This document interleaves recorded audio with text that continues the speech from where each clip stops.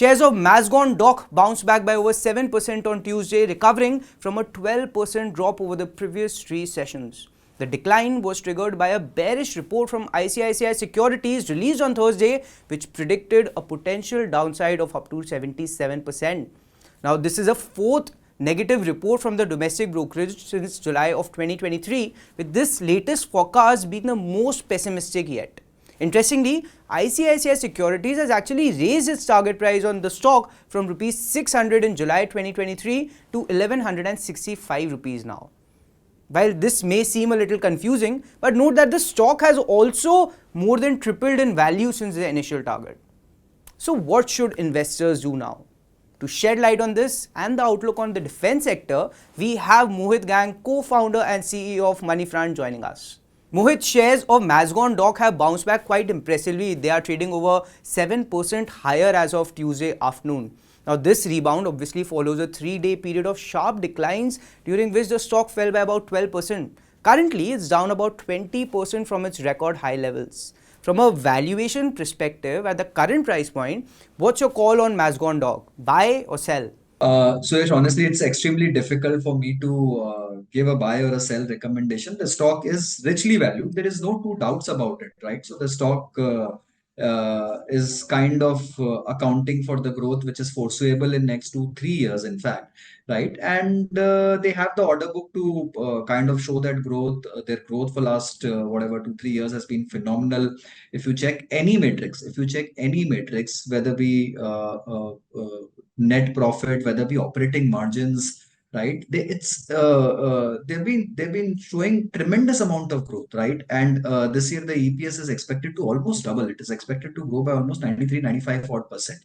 I think they will perhaps hit a peak level at around FY26 odd somewhat. But given the continuous flow of orders which they are seeing, right? I won't actually hazard a guess that the order book might remain robust even beyond that, right?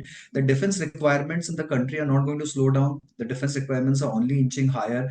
They have extensive capabilities in terms of building submarines and what do you say, those naval vessels and all those kind of things, right? And their indigenous component is also fairly high. Almost 75% is indigenous component, right? So I think they have a good mix of everything going on. It's a low debt business, right? So again, as I said, it's a healthy mix.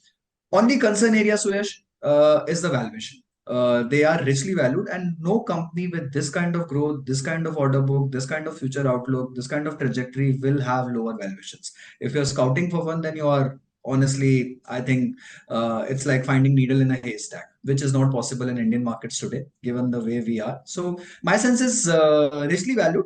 I am not pretty sure if I would enter at this level, but if I'm holding for a fairly long-term investment, 4-5 years, then honestly, these are the stocks which are crown jewels, right? So they will continue to show robust growth. What's your take on the defense sector as a whole? Many analysts highlight that while a strong order book is promising thanks to the government's focus on defense, execution and revenue conversion are areas that investors should be cautious about. Isn't that right? I totally agree on that. Look, the whole worry on defense is run up too sharp, too fast. And that's the worry with railways also. If you look at some and some of the PSU packs also, look, and it's an overall concern in the market in few zones and few areas. So I'm not for a minute doubting that. You have to be extremely cautious in identifying the companies where the execution capability is extremely high. Having said which, in the specific case of Mazagon Dock shipbuilders, we have seen that they have executed fairly well thus far, right? Their orders are going out timely, and the deliveries has been fairly decent thus far. So for me, it is difficult to doubt the credibility on the execution. The order book is massive. They've also acquired a new land parcel right now. They're wanting to develop more capacities and everything. So they are working towards it.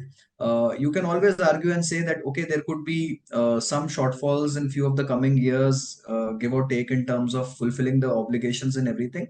Maybe investors in these kind of stocks could face a time correction, if not a sharp value correction, could face a time correction for a year or so, right? Which is very much possible. But if you're a long-term investor, these are great sectors to be in. Again, I repeat, the overall pack of defense looks extremely expensive. You have to be very cautious. in terms of what you are identifying and whether the execution capability is there or not. If you're really convinced and are a long-term investor, then yes. But for a short-term trading opportunity, I'm not the one to get into this one, right? How should retail investors read adverse reports like the one from ICICI Securities on Mazagon Dock?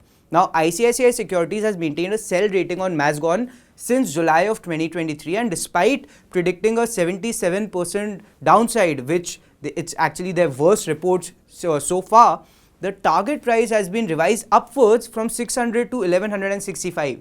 Meanwhile, the stock has tripled in value during this period. And while I'm not questioning the rationale behind their adverse report, it seems they may have underestimated the power of momentum in stock markets, which could have affected their clients. What's your take on this situation? It's honestly very difficult for me to comment. Look, ICICI Securities is an institute of great pedigree, great repute. They've obviously got more rights in their back than wrongs.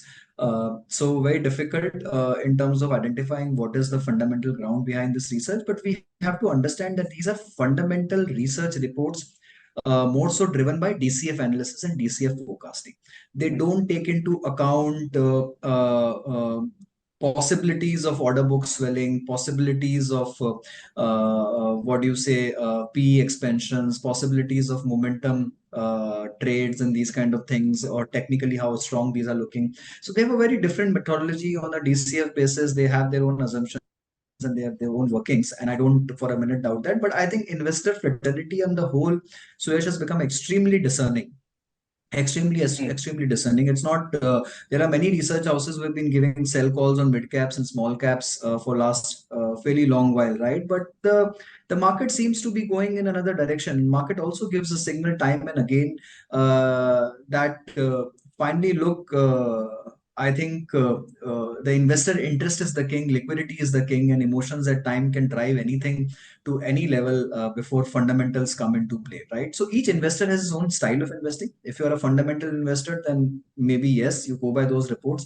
If you are a technical investor, short-term investor, or if you're looking for quick opportunities, then perhaps there are different zones. Every investor has its own style and own way of functioning, and I would say each one has to do their own research before making an entry into the market.